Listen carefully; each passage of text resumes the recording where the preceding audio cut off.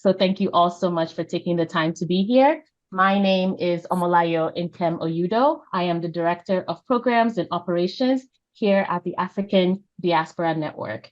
And so we are delighted to organize this event as part of the Global Diaspora Week, being organized by the Global Diaspora Confederation with support from IOM. We are delighted to present a side event as part of the Global Diaspora Academy portion of the week, in which diaspora organizations can share their knowledge and support each other in capacity building and common aims. As this year's GD Week focuses on partnerships, we at ADN wanted to share our unique approach and lessons learned over the years in developing and managing partners to achieve diaspora impact and fulfill common goals. And so just a brief introduction to anyone who is new to ADN.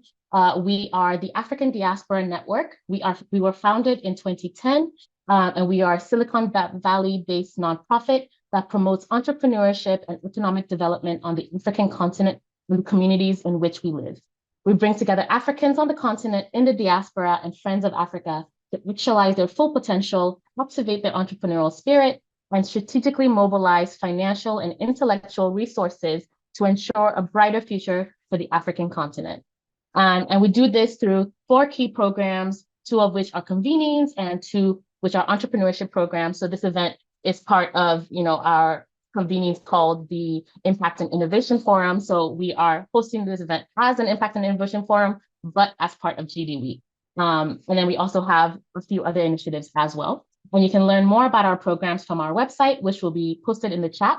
And I just wanted to highlight one to you, which is the African Diaspora Investment Symposium, which is coming up in March, 20 to 22nd in Silicon Valley. And I hope that many of you would be able to join us because it's an annual global convening that celebrates and champions the entrepreneurial and innovative spirit of Africans, diasporans, and friends of Africa. And our upcoming topic this year is, soon next year, is going to be climate change. And before I introduce our context setter, I just wanted to take a moment to say hello to the Global Diaspora Confederation who are in the chat. So Elnora, if you are still here, or another representative from GDC, if you would like to say hello and introduce GDC, who this event is part of their week, I'd like to give you the floor now. Hi, Omalayo. Hi, everyone. I am Tanya, Project Management Lead of Global Diaspora Confederation. On behalf of GDC, we would like to say thank you for all the support to Global Diaspora Week 2023 and for participating in this GD Academy side event, the Masterclass on achieving diaspora impact through partnership development and management, of course, organized by African Diaspora Network. Almaz, Omalayo, and Martin, thank you very much from all of us here in GDC, and have fun, you guys. Thank you so much, Tanya, and thank you so much for that introduction. And so just in case for our community, the ADN community that is joining directly from here, and this is the first time that you're hearing about the Global Diaspora Week, I'm going to include a link in the chat now so that you can learn more about the Global Diaspora Week and the other amazing events that are going on this week as well, and learn more about GDC. So thank you again for giving us this platform, GDC and IOM. And so without further ado, to continue our conversation, it is my immense pleasure to welcome Martin Russell to do our context setting for this event as an expert in the diaspora engagement and partnership development space. Martin completed his PhD at the Clinton Institute, the University College Dublin, where his research focused on strategic diaspora engagement in areas such as diaspora media, diaspora philanthropy, and diaspora politics. He is the founder of Global Diaspora Insights, which provides advisory, research, policy, and training on diaspora engagement through its in-house expertise and network of global experts. He was also a visiting fellow at the United Nations University in Maastricht and currently sits on the advisory board of Ireland Reaching Out, which is a volunteer-based nonprofit initiative, connects people of Irish heritage to their place of origin in Ireland. He is also an advisor at the Networking Institute, and in collaboration with colleagues at the Institute, he has worked in approximately 30 countries on diaspora engagement. So we are so lucky to have Martin here to set our context for us. Martin Russell, the floor is yours. Thank you. Thanks, Amaleo. And in short, my bio should say that my name is Almaz Jr., because whenever I sit with Almaz, and I feel like I'm sitting with friends. So we made a very brave decision in giving an Irish person the microphone to set the context, because we have an unspoken rule of public speaking in Ireland, and that is to cause as much trouble as you can in as short a time as you can. So I promise to just wave a hand after 2 or 3 minutes. And just before I begin, what I'd love to kind of just re-emphasize what Amaleo said. For everybody dialing in, if you haven't been to the African Diaspora Investment Symposium, get there. It's not an event, it's an experience. It's the 1 week of the calendar every year that I do not interrupt for anything. So make sure, and I hope to see you all in person in a while. So look, let's cause some trouble. Are we ready? So let's think about partnership for a moment. When we say the word partnership, what do we mean by it, right? And to be a boring academic for a moment, for me, partnership, it means a collaboration between different actors based on equality of input and output that will not only contribute to the betterment of the organizations involved, but the constituencies that they serve. So here's trouble number one, if you're ready for it. Sometimes partnerships lack that fundamental principle of equality. And I think sometimes we overuse the word a little bit when we talk about where we are in diaspora engagement and where it can go in the future. And this is a challenge, I think, for the sector at large. And this is something that I think ADN has been incredibly intentional and creative about in terms of how they build their strategic partnerships, because they do need to be strategic. So I often say you have to be careful when you talk about partnerships that you don't fall into the trap or the deception of dependency. I think that's critically important when we think about the constituencies that are around this Global Diaspora Week in terms of diaspora organizations. Sometimes I get very nervous about the way we talk about partnering with diaspora organizations is the same today that it was 10 years ago. And the sector is fundamentally different. The diaspora organizations that I know and love, like ADN, they're a different beast to ADN 10 years ago. And I'm incredibly proud of that. And it comes back to the point about who's around you, who's helping you build those connections. And the shift that we need to make in this is to get away from a culture of dependency to having the power to set the agenda as diaspora organizations. So maybe to set the context, what I want to do is give you maybe 3 red flags to keep in the back of your mind as you begin to think about how do you design and execute partnerships of equality, not dependency. And I think the first one is around mission.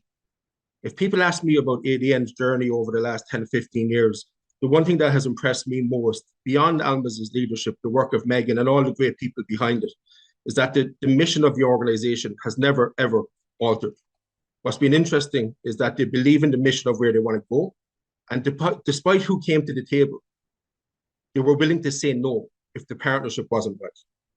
And I think when you think about designing a partnership, people that have real power are the people with the ability to say no.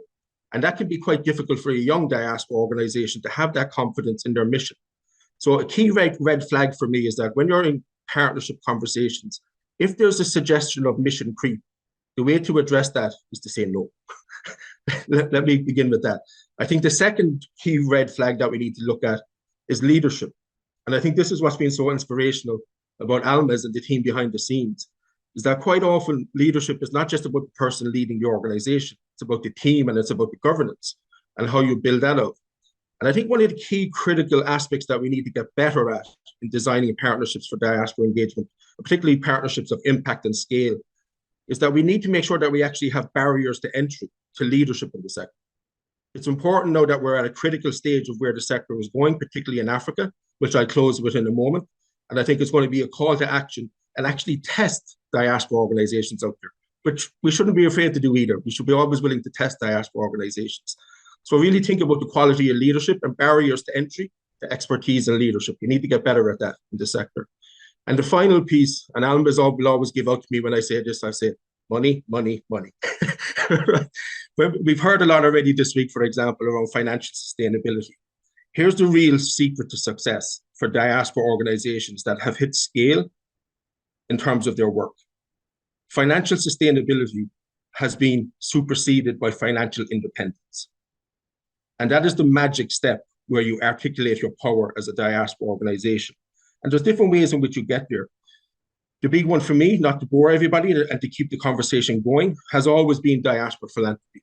if you look at the diaspora organizations around the world that have really driven to a point of scale and independence and power, diaspora philanthropy is at the heartbeat of what they do, either in terms of how they source the investment or how they act in terms of their impact back home. And here's the real secret to success and how you unlock that, right, in terms of financial independence.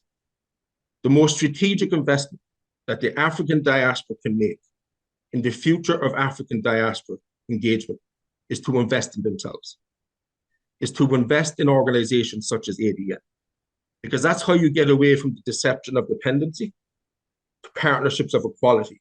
Because what it does, it gives you power as an organization. And that's not just for the leader and the team to do their work, but the governance of the organization as well. So I'll close with 30 seconds on the future, because I want to keep the conversation going. When people say to me, what is the role of organizations like ADN in the future scaling of partnerships that impact for African diaspora engagement around the world? It begins in Africa. If you begin to look at some of the geopolitical shifts that are happening on the continent of Africa, I've never been more excited for the continent. What we are seeing is an Africa that is becoming more confident and ambitious, not in determining just its own developmental journey on the continent, but playing a global role. So here's the hidden challenge coming for diaspora organizations, and particularly African diaspora organizations.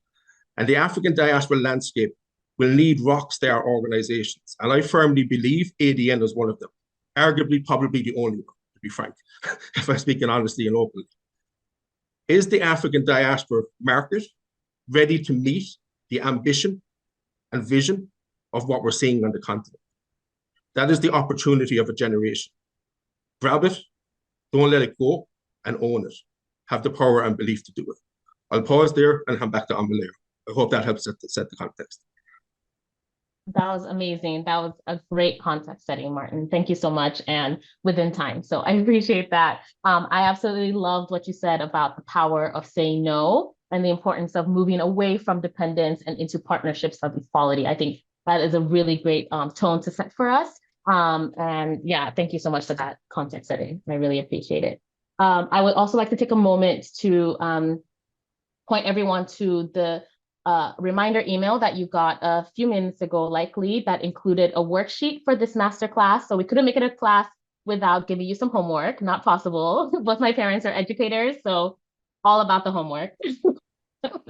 And so in this worksheet is just, a very simple worksheet to help you think through some key questions as you develop your partnership development strategy. And so some of the questions we'll walk you through today during the our fireside chat, the way ADN approaches it. Of course, you need to come up with your own unique approach. And so our hope is that today's conversation and the worksheet that we provided for you will give you the building blocks and the steps in which to create your own strategy. So yeah, please make use of that worksheet. And then some of the terminology in the worksheet, you'll get answers to it during our conversation today. Thank you all so much. Okay. And so with that, I also wanted to highlight some of my perspective as someone who has recently joined ADN. I'm coming up on 2 months at ADN, and it's been such a journey and a joy to learn more about ADN from the inside out. And I just believe from, the 2-month perspective that I have, that when it comes to developing and maintaining partnerships, ADN's approach is really unique and allows for mutually beneficial outcomes for us. And what Martin was saying around partnerships of equality, I really see that happening at ADN. And so our partners and it allows for mutually beneficial outcomes for us, our partners, and the stakeholders that we serve, which includes you, our wonderful audience. Thank you for being here. And then recently, I had a chance to travel to Nairobi on behalf of ADN to work on a co-creation project for the Young African Leadership Initiative, Legacy Localization, which is a 5-year contract from USAID, which brings together a series of consortium partners to work together with local partners across Africa to see how we can transfer YALI to be Africa-owned and African-run. And it's a really beautiful synergy of different partnership types coming together, and I'm excited for what the possibilities we can accomplish together are, especially for the young people of Africa who this is all for. And so as I mentioned yesterday during another GD Forum event, when it comes to diaspora partnerships, we are stronger together and there's enough space for all of us. And I believe that no one knows this better than ADN's founder herself, Almaz Nagaf. And I am delighted to now be introducing Almaz for this portion of our event, in which I ask her a series of questions that will help us, the audience, learn just how ADN has been able to accomplish all that it has over the last 13 years via the strategic leveraging of various types of partnerships that really allow for the achievements of ADN's goals and of economic and social development for Africa and the communities in which her diaspora live. And so for those who do not know, Almaz is a prominent trailblazer in Silicon Valley and globally, and has been recognized as one of the 12 inaugural members of President Biden's Advisory Council on African Diaspora Engagement in the United States. She has also been named one of Silicon Valley's 100 Outstanding Women of Influence for her significant contributions to social innovation. Beyond her work at ADN, Ms. Nagash serves on both private and nonprofit boards. She has also played a significant role in the UNECA High-Level Commission on Migration from 2017 to 2019. Furthermore, she served as an executive in residence at the Lucas School of Business, San Jose State University during 2018 and 2019. So a rich and diverse history of service. And so Almaz, thank you so much for making the time to be here today. It is, and if it's okay with you, and in the interest of time, we're going to jump right into questions. Yeah? I never jump into anything fast. I need to first say thank you to everyone. I mean, that is who you're dealing with. I just don't do that, but I am so happy to be with all of you. I wanted to thank you, Martin, for setting the tone of what partnership looks like and for your unwavering support to ADN. None of us are made in Ireland, so I just feel so fortunate to have had the opportunity to work with people like you.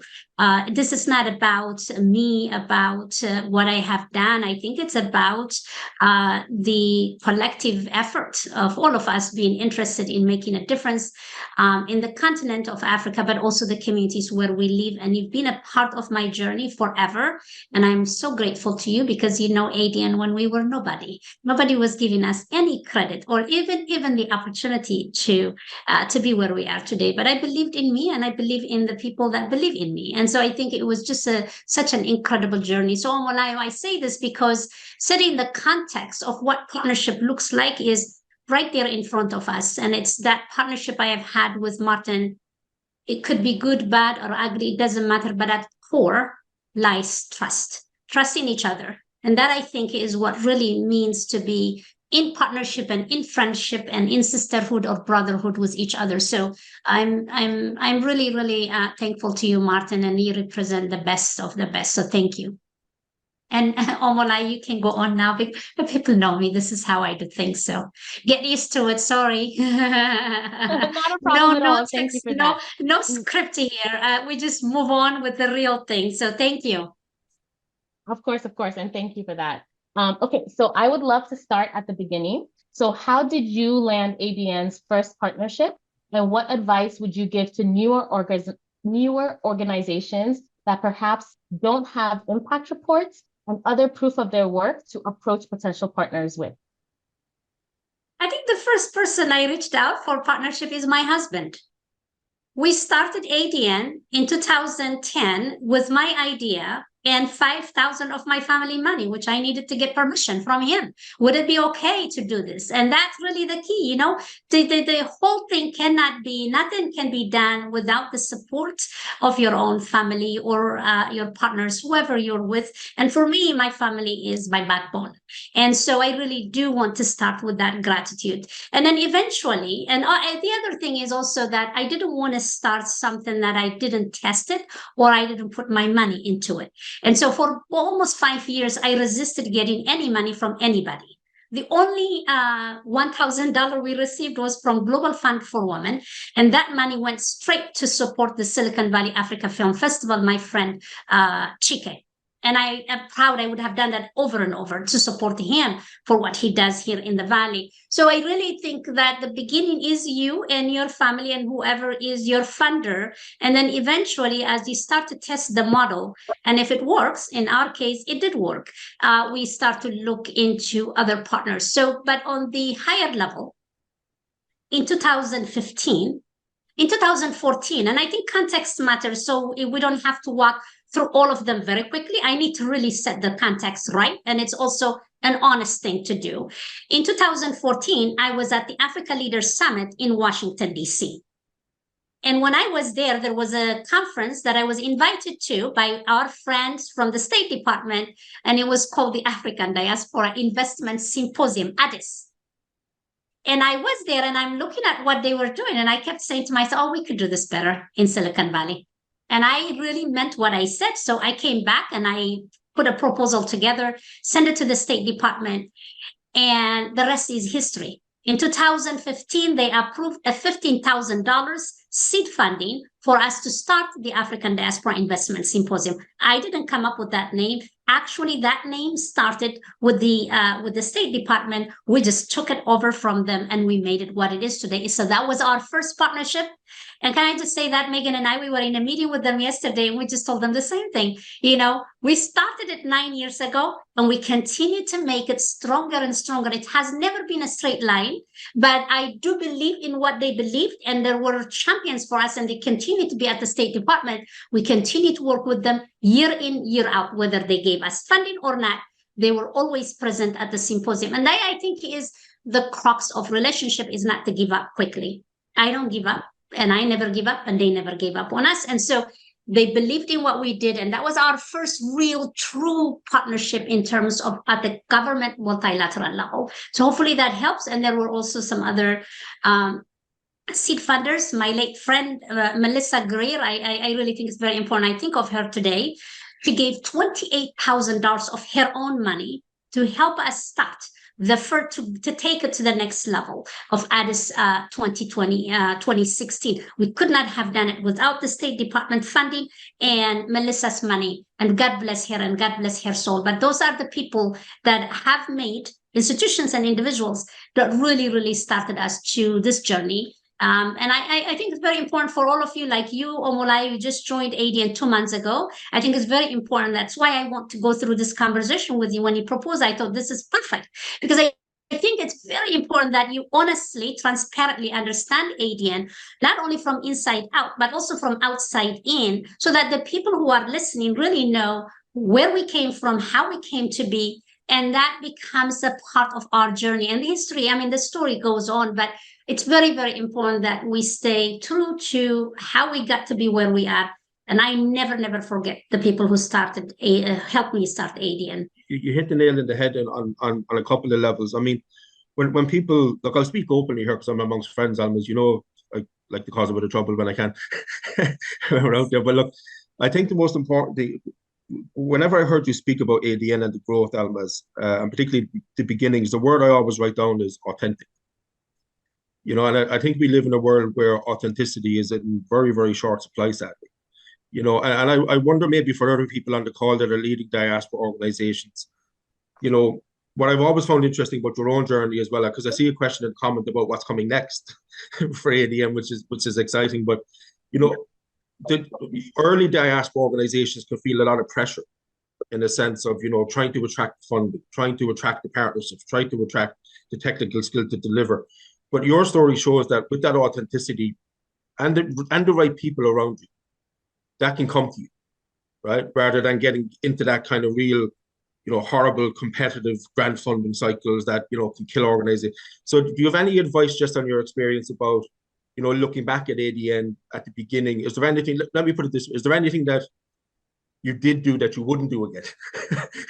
Right? Because quite often that can help us. I'm wondering, you know, for people, diaspora, the people represented on this call may represent diaspora organizations at all different levels, right? From small to large. So I'm just wondering, you know, if you're thinking about beginning at that early stages, what to do, what not to do. Does that make sense? I love that question, Martin, because I have to tell you, one of the things you do, and I think many of you will relate to me on this one, when you're starting up, you become opportunistic. You said it yourself, it's all about money. We need to get funding. So I do remember, and I continue to find myself, I catch myself, oh my God, I don't want to do this.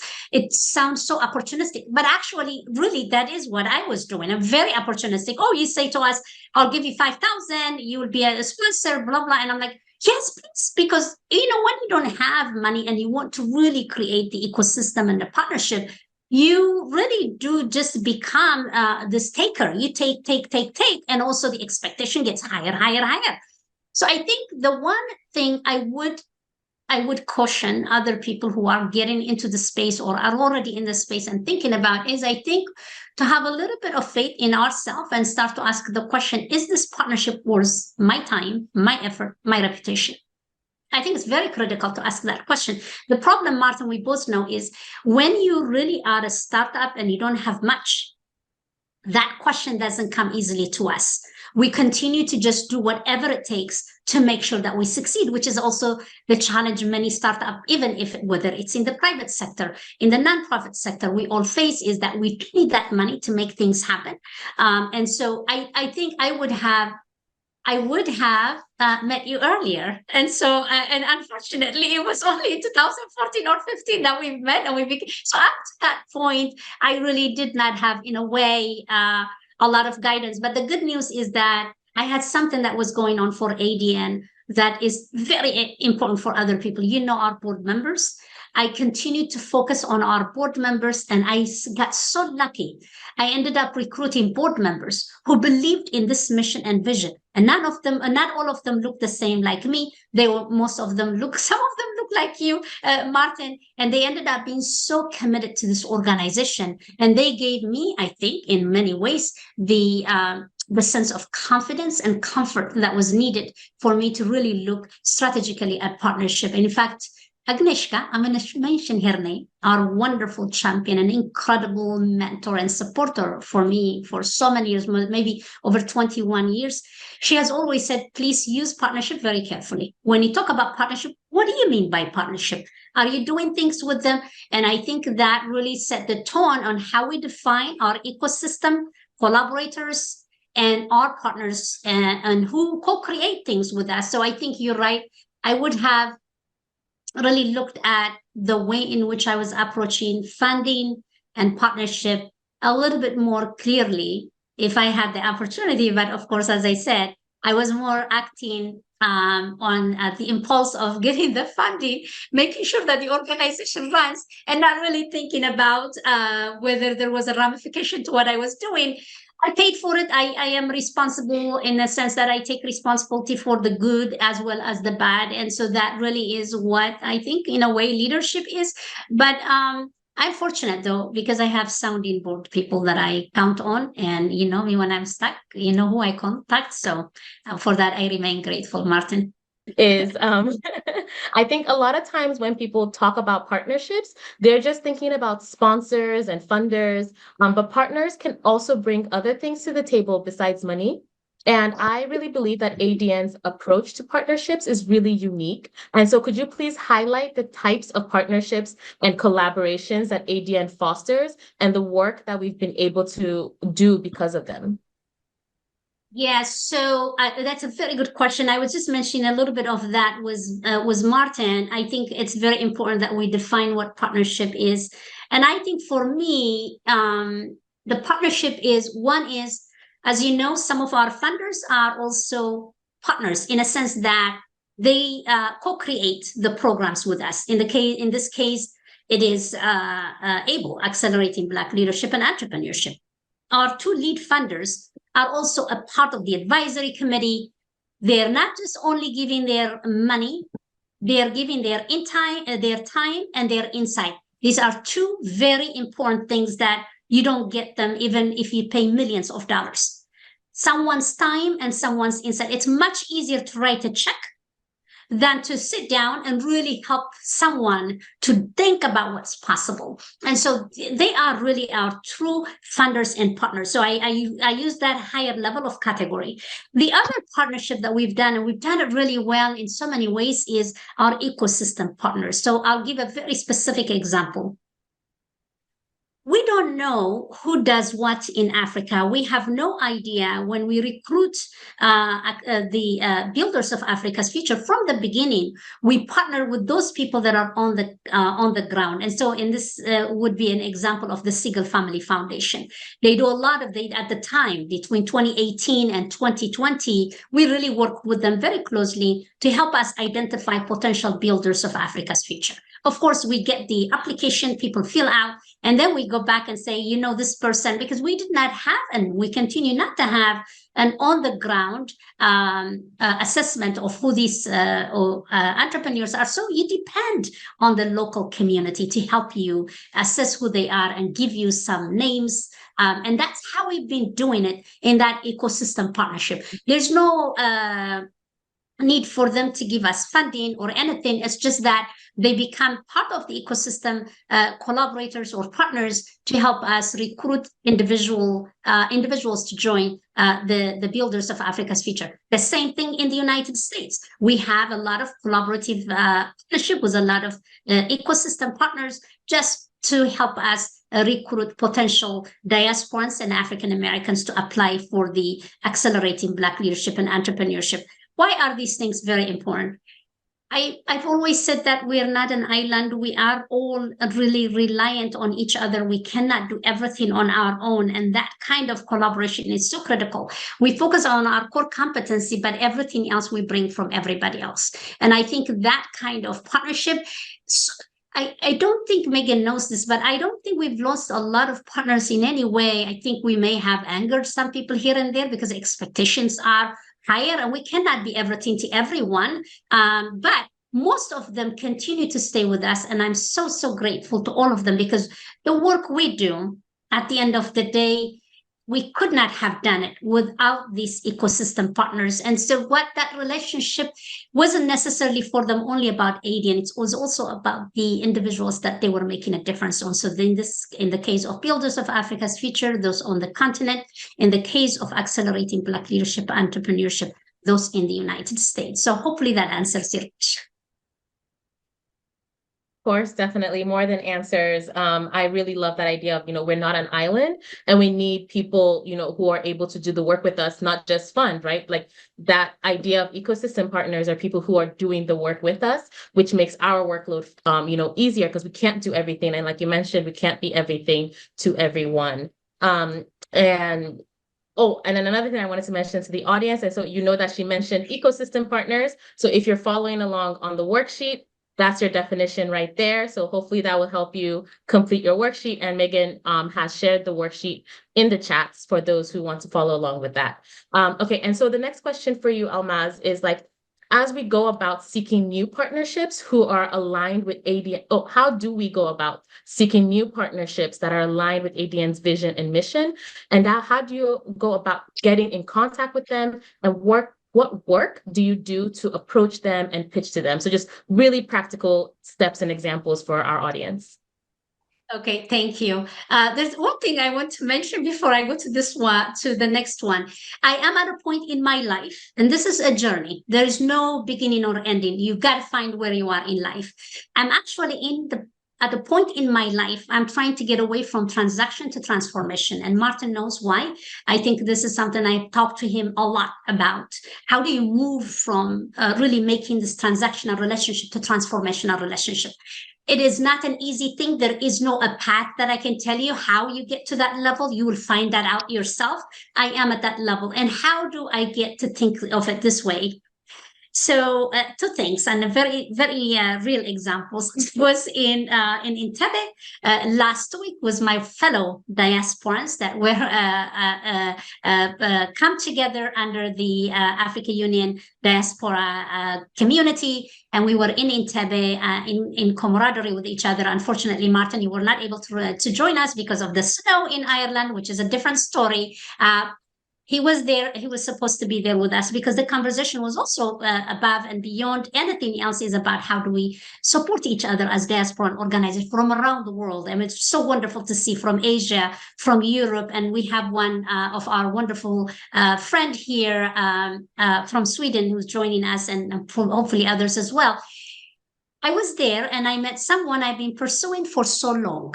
I mean, you have no, I without mentioning their name, I just went to him and said, okay, I've been going after you for so long. It's about time that you support us. Can I tell you that how arrogant I am? And what I said to him was, you are in Africa. We're trying to really do good on the continent, even though we are based in Silicon Valley. You need to support us. And he said, okay, I get it. I will support you. And the next thing I did is I sent an email to Omolayo and Megan, can you please, guys, put something for me to do this thing? I did to 2 people in that same day. And 2 of them said yes. So I think there is a reason why this happens, because I've been really pursuing them for a long time.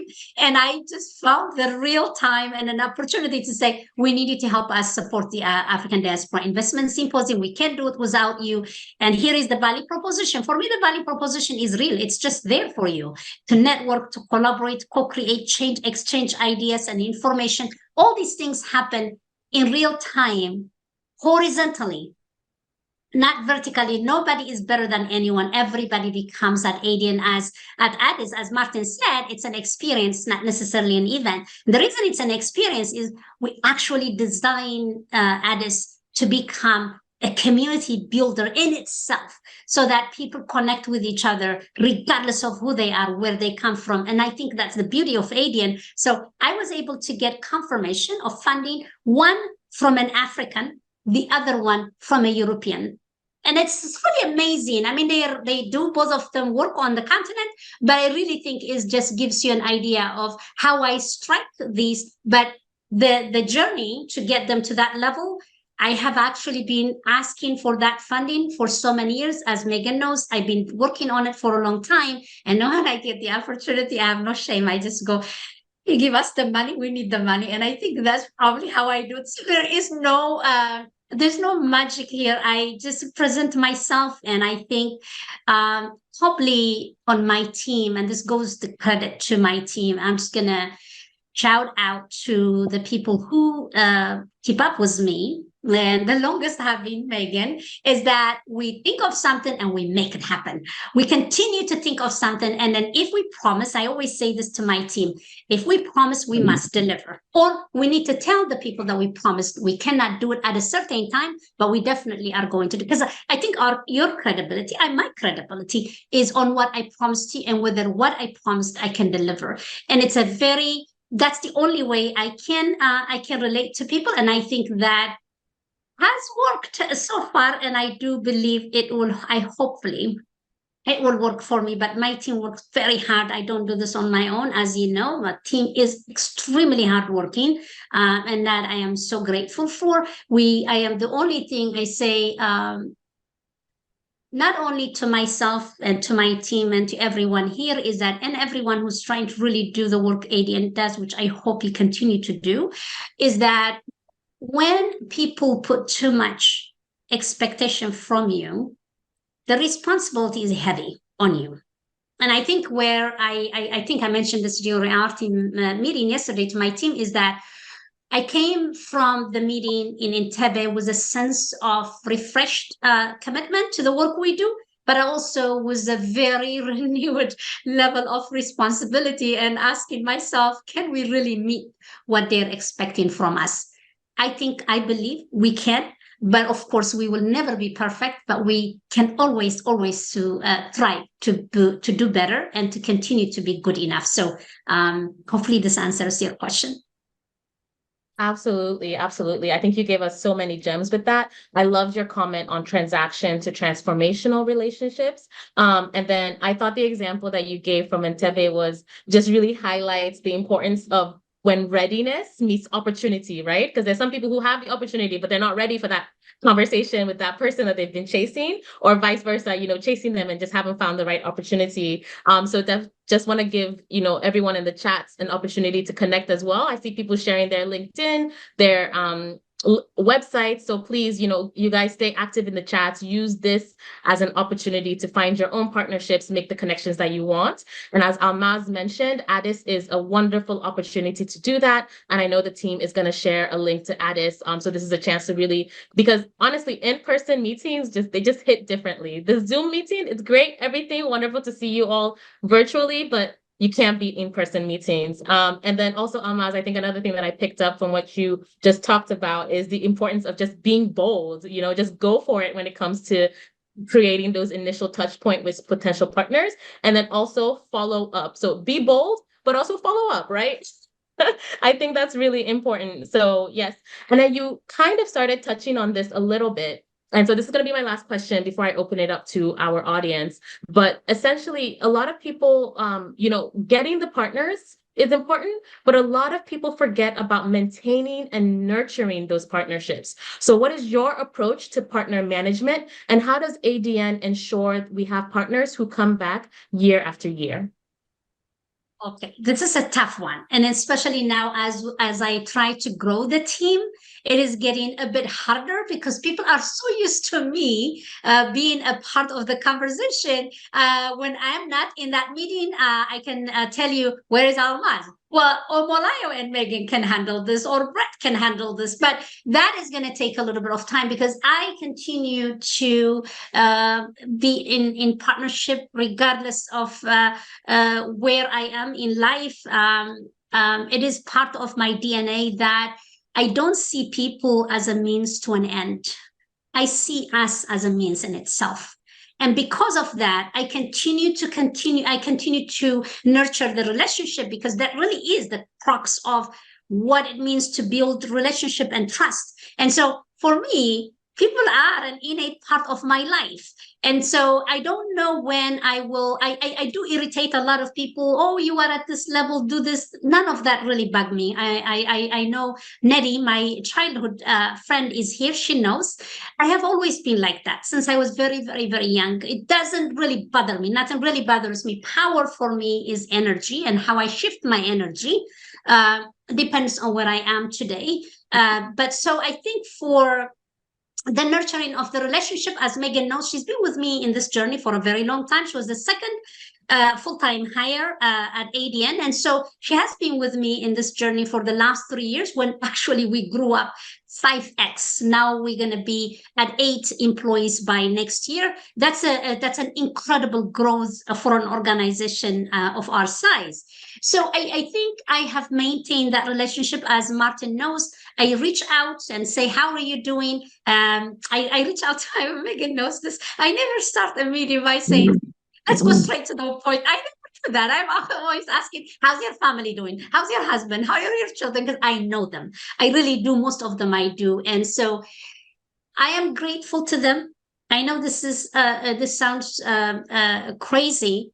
I am not entitled to anybody's money. ADN is not entitled. We have to earn it. And I do hope that we continue to earn the support, the partnership, the friendship of all of you to do the work we do. This is not like something you dream about and do it overnight. No, it's a very, very hard work. And my team can tell you it's extremely hard work, but it's also very fulfilling. And so at the core of everything we do, from our board members to the executive leadership council, to the advisory council, the committee, the ecosystem partners, the network as a whole, the diasporans who give their money between $50 to $25,000, the corporations, the foundations, everyone, our consultants, the people who we contract. These are really what make ADN. It's not me. I just happen to be this person. I don't know how this came up to be, but it is part of me that I wanted to see some change. I wanted the voice of the diaspora to be heard. I want the narrative of Africa to change from an aid-ridden continent to a continent ready for investment. The people are amazing, beautiful, incredibly strong. And so I feel very fortunate to be in that space. And for me, maintaining a relationship is not something I scribe or I strategize. It is an innate part of who I am. And I don't know if I do good with everyone, but I do know one thing. I continue to be honest with my relationship. And I am so, so grateful, whether it's my team, whether it's other people. I just relate them as human being, never about their title, their money, or their power. I honestly could care less of any of that, but I care of you as a human being, and that continues to guide me. I don't really do this power game and all that stuff. It doesn't really work for me. I love to be with people wherever they are at the level that they are. And that's the sense of who I am. And I hope that I will continue to be in that space for as long as I'm alive. And so that's really the story. Brilliant. Thank you so much, Almaz. No, I think that the power of relationships is really, really key. And then I would like to add to this question as well, actually, with the partner management, I think it's also reporting back to partners and funders and being transparent about what we are doing with their money, with their time, with their in-kind donations, with their collaborative efforts. And so I'd like to take this opportunity now to point everyone to ADN's 2023 impact report. So this is fresh off the press. So you guys are the first audience getting to hear that the 2023 impact report is ready. So the team will share the link to the impact report in the fund. So this is the overall impact report for ADN. And so, yeah, the team is going to share it now in the chats. And yeah, so I'm going to open it up now to audience questions. And I saw two that were already in the chat. So I'm going to read them out to you, Almaz, to answer for our audience members. So one person asked you, what is the size of your board and has it changed over the years? And another person asked, what has been your most successful partnership or initiative to date and what sets it apart? Okay, the board, thank you for that question. The board started with just only myself and a couple of people over the years. We were only 3 or 4. My wonderful founding board, Dan Hartz, continued to be my right hand at ADN on everything, someone I trust so dearly. Even though he has a full-time job, I bug him like crazy. He was the founding board, and so was Musambi Kanyero, Dr. Musambi Kanyero, who was the Global Fund for Women. We started very small, the 3 of us having a huddle. And then eventually, as we start to see some movement on what we were doing, we grew it to about 6 or 7. Today we are 11, but we are also trying to grow it. And I found the number 11, or I mean, odd numbers are good because you've got one, you have a way to wiggle your way around in some of the decision making. But we're at 11. We like to grow, not grow for the sake of grow, but grow strategically. But luckily, I don't have to think about that. The board of the governance work on that, so they're working on it, and so we will grow. I'm not sure at what level and how, but it's very strategic because we have our five-year strategic plan coming up, and which is why we hired Omolayo. We're very happy to have her be part of the family, and it's been such a delight to see her in this leadership position. And she's going to own the 5-year plan, which is really wonderful. She is creating the operations plan for it. So we are coming up. We're going to announce it hopefully in January or February. Is this coming year? We're almost done. And so I think we definitely need to increase the board, but I'm going to not worry about that. And there are people working on that part. So it's very important to rely on your board. And I have a very, very good relationship with my chairman and everyone else on the board. They're just like family. So we're good. And they're also very strict. When they see things they don't like, they will say to me, and we stay corrected. And so it's very important. That's the kind of relationship I look forward to. Terms of partnership, let me just say this because it was also the first one and continues to, I started my conversation with that. The relationship we had with the U.S. State Department continues to grow and become even better and better and better. And not only because they like us alone, but also they love the work that we do and they continue to support us. And that's very, very critical. I think that partnership that has really been tested over and over continues to just surprise me, and I think it's been wonderful. And I think on the private, that's on the public side. On the private side, though, is the partnership we have with the funders of Builders of Africa's Future, the funders of Accelerating Black Leadership and Entrepreneurship, and the lead funders of African Diaspora Investment Symposium. Without mentioning their names, they have been critical in really thinking through with us what works, what doesn't work, how can we help. You need to look for this funding. That kind of partnership has been very, very helpful to ADN, and I continue to work with our funders. I will say to many of you, it really is if there is hardest thing that anybody can do at an organization is to actually be in the same room with your funder, because you really are now watching yourself. And so luckily, I don't do that because they are part of the co-creation. And so we honestly and openly show our vulnerability. They know that too. And so in a way, they became our supporters rather than critics of what we do. And I'm very grateful for that. All right. Good afternoon to everybody. Are you hearing me? Good afternoon to everybody. And it is very, very educative to be in this forum. I say it is educative because if you have people like Martin and Almas talking, you just have to listen. You don't want to break them, They can just continue talking. But my question goes to Martin. You talk about partnership and its designation. I have one question. How do you build trust in ensuring a sustainable partnership? How do you build trust in that? Thank you so much for your question. Next one, please. Mona? Yes, thank you very much. Listening to this, my question is a quick one, and I heard you, Omolai, say talking about the enrollment of YALI into your program. But my question is, how does ADN work with emerging and nascent NGOs, and more especially focusing on young people beyond the YALI program? Because as Almaz was speaking earlier, YALI, as it is, quite frankly, is a lot dependent on the USAID funding. And once it goes, we find that it's very difficult. And movement building, as we can see, is very challenging. How do we, as ADN, ensure that we enroll not only NGOs to support the diaspora, but also to work with their government to support the diaspora? How can one benefit from the ADN network? Thank you. Thank you so much for your question. And then Dahir, Mohammed, you can go last.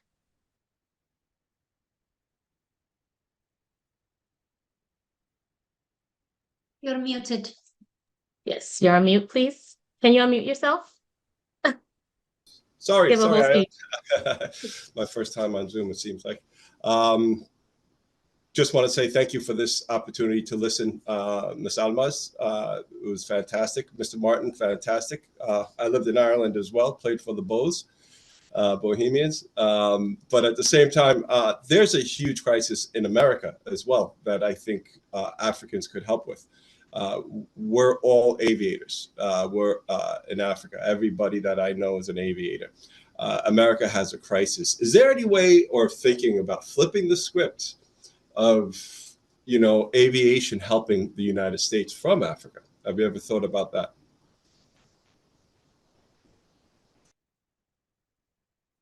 Sorry, aviation, do you mean like planes? Yes, planes, manufacturing planes. Boeing is about 50 years away from manufacturing their next 737.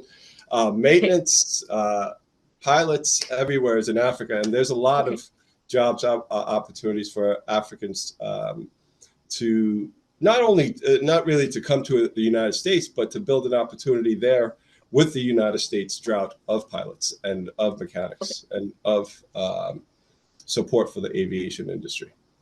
Okay, perfect. I just wanted to know if we were talking about aviation, literally or figuratively. So thank you for that clarification. No problem. So I'm going to reread the questions for Martin and Almaz. So Martin, the one for you was, how do you build trust? For Almaz, it was, what is the role of emerging and nascent NGOs within the ADN framework, and how does ADN support such NGOs in Africa? And then the aviation question around crisis in America and any opportunities to flip that script. And then there was also another question that I loved in the chat around, if you show your anger to anyone. So first one for Martin, and then the other three for Almaz. Thank you. Yeah, I just on the final question, you should never ask an Irish person to show their anger to everybody. We do it regularly. It's to push them forward. And to hear good to hear of your time to hear in Ireland. I hope it was pleasant. And look, I grew up across the road from Cork's Elise pitch, so hopefully you had a couple of losses with bows down in Masterclass over the years. And my birthday is on St. Patrick's Day, best day in the world. I love it. I love it. So look, the question on trust, look, it comes up again and again, right? In diaspora engagement conversations. And here's the reality: trust is not an event that has to be earned.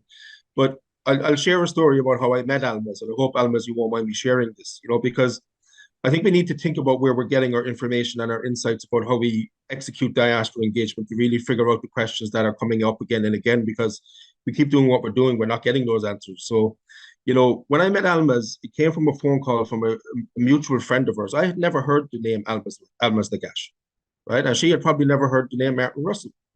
And this is the way the world works. In the sense, somebody in the middle knew us both, trusted us both, and said, you two should connect. And I think, if you try to apply that in terms of organizational growth, to connect the dots in terms of running diaspora organizations or initiatives, what makes or breaks diaspora organizations are the people around it internally. Always have, always will. And that's where your trust can come from, because just to come back about where we're sourcing our information from, there's incredible work being done around issues of power and connectivity in the networked age, right? So I actually source a lot of my diaspora inspiration from material that doesn't even have the word diaspora on it, to be quite honest. So there's a book coming out next year by a professor at USC called Professor Nicholas Cull, and he's going to talk about the concept of reputational security. And basically, when you talk about building trust, that's the business you're in. You're in the business of reputational security. And the reality is, in terms of building that trust in those relationships, the only time you'll find out what people really think about you is when you're not in the room. That's as true for an organization as it is an individual. So the question is, who's out there advocating for you as well in those rooms? So that's the trust part. And to extend that as well, one of my favorite writers on this, and was actually a key person shaping a lot of diaspora thinking at the State Department back a decade ago, 15 years ago, is Professor Anne-Marie Slaughter. And she talks about power in the networked age. And she says, in today's world, the measure of your power is your connectedness. Now, she was talking about a country, but that's as true for an individual as it is a country. So I think when you talk about trust as well, and to be frank, you need to build a radar for this. And this is where you need people around the organization that can be critical with you, that that have walked this walk and say to you, be careful of this, or there's opportunity in that. And most importantly, being able to listen to that as well, to be frank. And that comes back to the point, I think, about sharing your anger as well. You need to do that in the right rooms in terms of where it's going. Sometimes I do it too publicly, I'll be the first to admit it. And I have friends like Almaz that pull me back, right, in the sense of where we're going. And I think just to link it to Tahir's comment about the aviation industry, I think the hidden element in diaspora engagement work moving forward is getting the private sector to take it much more seriously. And I think, that has to happen at a sector-driven level. And I think by providing solutions to that, and I think one of the key areas in which we can apply that is diaspora talent. So I just wanted to connect to some of those questions, but hopefully that gets at the issue of trust. And, trust is earned when you're not in the room quite often. So it's about who's out there advocating for you as well. I hope that answers the question. Sorry, Amalia, back to you. No, it does. Thank you so much. Over to you, Almaz. I think Martin answered a lot of the questions, but the one that I was going to talk about is the second question, which was about how can people benefit from the ADN network. I really think that I would love to encourage all of you to be a part of this network, in a sense that even now, I heard Omolayo say, use the chat to connect with each other. That's really who we are. I mean, we have Megan. In the last 3 years since COVID, she has convened thousands and thousands of them through virtual convening. Can I just say that, and this is again in all transparency and truthfulness, in 2020, after the African Diaspora Investment Symposium, the last one in person, I was the only full-time person at ADN. Everybody else was a contractor. In 2020, at the end, we hired Megan. And ever since then, we grew. The virtual convene, the fact that we pivoted very quickly to virtual convening. I mean, COVID hit in March, In April, we were already convening thousands and thousands of people on a regular basis, at least per year. And so Megan knows this, that we have used the chats to really, really bring people together, but there is nothing like an in-person convening. I would love to encourage you to take advantage of it. And I'm going to say one other thing. I know that we irritate a lot of people and we anger a lot of people and we disappoint. And I know this because there's a lot of information that come to us from info at ADN, even to me directly. We need to do this partnership. We want you to do this. It doesn't work that way. It's extremely difficult for a small organization like ADN to take every partnership. We just can't. But what I think is wonderful is those new diaspora organizations that are percolating. I do encourage you to continue to figure out a way to work together, a way to partner, a way to compete. And it's fine. Competition is fine with me, although I don't really give it too much attention. I think collaboration takes us to the next level. We need to collaborate. We need to co-create. We need to co-imagine possibilities together. And so you can take advantage of ADN in that way. And I also wanted to just say that the last important partnership that we are going to share all the details is the YALI Africa. And I think that's critical for what a 5-year partnership with a multilateral agency, funded money by USAID, and working with a major university looks like. I think that's going to also test our bandwidths, our patience, and all of that, but I think we are ready for it. And those kind of partnerships are critical moving on for ADN, simply because we are at that level when we can actually do a multi-year partnership, and that will help us sustain. And on the anger side, can I just say that I don't ever remember, maybe early in my life, but I think I don't have to shout. I don't have to do anything. You can see my face in my disappointment. It doesn't lie.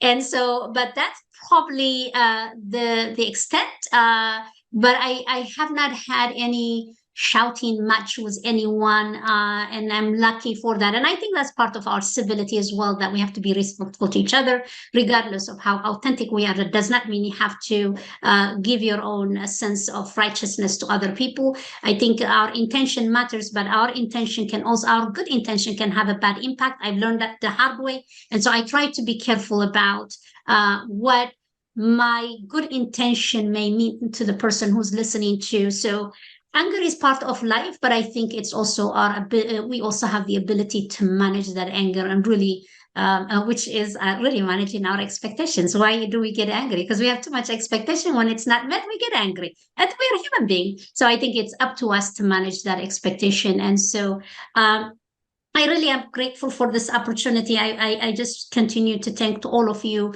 and my team, Omolayo, Megan, Brett, and Yinka, and everyone who really makes ADN a whole. Thank you to all of you. And Martin, what a delight. You're a brother, and thank you. I'm very grateful to you. Yes, couldn't have said it better as well. I think we should be saying thank you to you, Almaz. Yeah. Thank you. Yes, on behalf of all of us listening, thank you, Almaz. This was a wonderful event. Yeah, thank you so much to the whole audience. Thank you for your captivating questions. I hope that we were able to answer a lot of your questions, and I hope that you'll take the learnings from this and also apply it to your own work. Go ahead and utilize the worksheet. And some of you asked about how to get involved with ADN. Brett has shared the ADN engagement form in the chat. So if you haven't already, please let us know how you would like to stay involved. There are a lot of touch points available to you. I would also like to take this moment to thank the Global Diaspora Confederation for putting on the GD Week and for asking us to put on a side event as part of the Global Diaspora Academy. It's been a wonderful week, and I know things are wrapping up on the 14th, I believe. And so if you have not registered for the other events happening this week, please go ahead and do so. And then finally, I want to again invite you all to the African Diaspora Investment Symposium happening in March at the Hayes Mansion in Silicon Valley. We hope to see you all there, and I hope you will all keep in touch. Thank you all for being here, and have a wonderful rest of your day. Happy holidays, everyone. Thank you.